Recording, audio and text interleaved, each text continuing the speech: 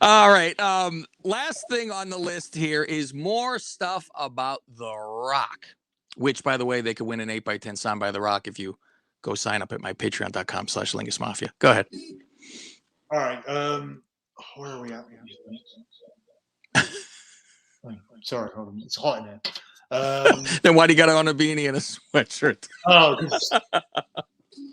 it's hot because it's hot here because of the light. You got the light on, yeah. It's not hot in England or in this room. I'm actually wearing like boxer shorts here. You're like one of those typical people on Zoom meeting during COVID. Yeah, dressed from the waist up. All right, so here's why we're doing a Rock again.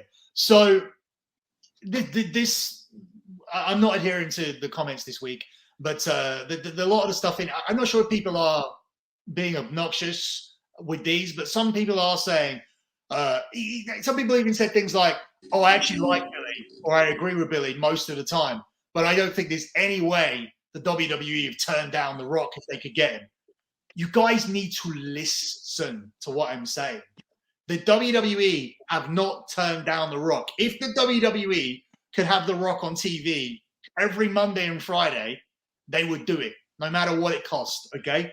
Like, so the WWE are not turning down The Rock. This is the situation. He's going to do one WrestleMania with one person. He's only going to come in and do it one time. The Rock's benefit would be to do it whilst the XFL is about to launch, because he sees a crossover between the two audiences, okay? Right? The Rock's choice is to do it when he's free. Not only does he want to do it when he's organically free, which is going to be when the XFL is about to launch, because it was supposed to be in 2022, right? Mm-hmm. So you guys say, oh, this guy's changed his story. I don't run the XFL. I don't run. As much as you may think that I am as great as I am, but I don't run the XFL. Or as much as Billy thinks he's as great as he is. I don't run the XFL. The postponement of the XFL to the next year was nothing to do with me. It was actually done by people that are unbelievably more important than me. Okay, so is that possible? It is possible. Yeah. So they are the ones that decided. So when that changes, the schedule changes and the story changes. That's how it happens. Everything changes in the WWE anyway. You've got guys getting 3-year deals being released the next week because they weren't vaccinated. This is the WWE. You've got Raw being rewritten before the show starts. And this is at obviously a much lower level. With The Rock, it's a preference. It's a preference of, hey, I'll come in and do this match and it will cost you less. Obviously, it will cost you less. If there's cross-promotion happening, WWE go from paying this guy $4 or $5 million to $10 or $12 million on a year where he's had to do it, where he's got other going on. If The Rock was to do WrestleMania 38 this year, it would mean turning down all kinds of other work to do. Now, here's the thing. You'll turn around and possibly say, yeah, but you already said he was free. It's The Rock. He's the biggest movie star in the world. Let me run through some of the stuff. Just now, he's got Red Notice coming out on Netflix. He's just done a deal where he signed with Xbox to promote Xbox games. After Ballers got done, he immediately signed with Netflix to go and record his action comedy, Red Notice, with Ryan Reynolds and Gal Gadot. And it's being released now. The gist of the show is that it follows the adventures of a secret agent tasked with the challenge of tracking down the world's most wanted art thief.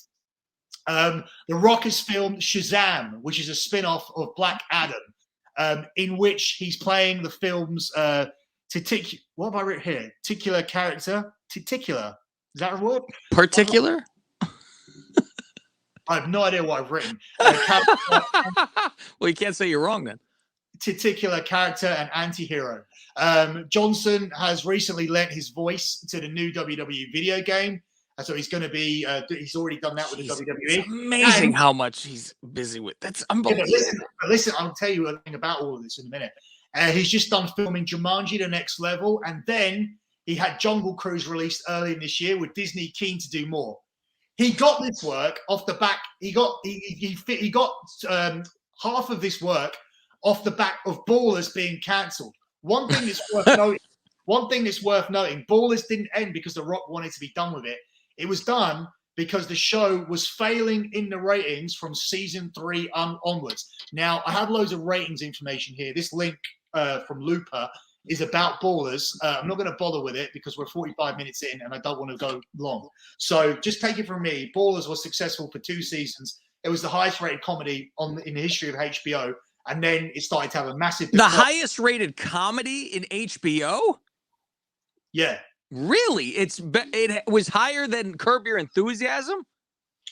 According to The Rock's tweet, it was, but I don't know. Well, The Rock also said the #1 movie in the world in China was Skyscraper. He was going on about that, so take that with a grain of salt. There's no way that was better than Curb Your Enthusiasm. The highest rated comedy in HBO. Does that mean ever, or does that mean, would you take that as... It sounds like he's doing a dance around something, because that's odd. Because I don't even think of Ballers as a comedy. I'm like, comedy? That is odd. I'm like, Curb Your Enthusiasm, come on. Okay, well, I can't. I mean, that's what you're reading from what Rock said, so it's not like you invented this.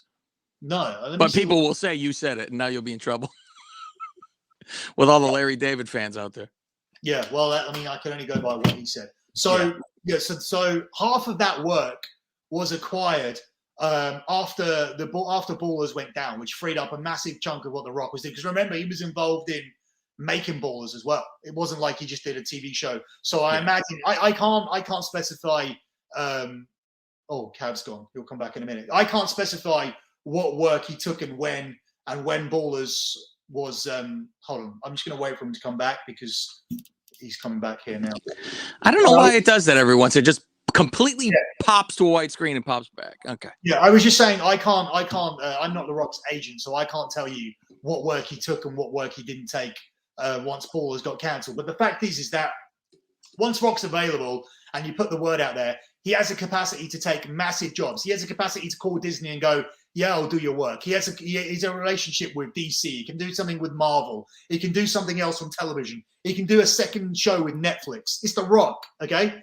And at the end of the day, anything that he does in his free time, in time that he has to spare, will require a massive payout. Whether he just sits there and plays games with Xbox, whether he does something on Netflix. Do you get my point? Yeah. It's going to be the second something is open, he is going to have it filled. So am I making this crystal clear? So here is the situation, and this is the last time, hopefully, that we have to go into it again. And I'm going to run chronologically here for you. The Rock was going to do WrestleMania 38 in Dallas, okay? It was also going to be a one-night event in Dallas because there is no way anything on any other night could run against what night The Rock was going to be on. It would be ridiculous. It would be like, I don't want to go to night 1. I want to go to night 2. Yeah. It would be a massive landslide of night 2 to night 1 and diminish the importance where for the last 2 times they've done it, they've managed to give you the perception that the nights are equal, right? Yeah. That would kill that out of the water. But so they would have a one-night event. As soon as The Rock, as soon as the XFL, which was the first thing, changed, then The Rock's availability changed. Subsequently, what you saw is the WWE not using The Rock because they only had the option to do it once. So if The Rock's going to command a higher fee, it's beneficial for everybody. And this is a working relationship between people that get on well.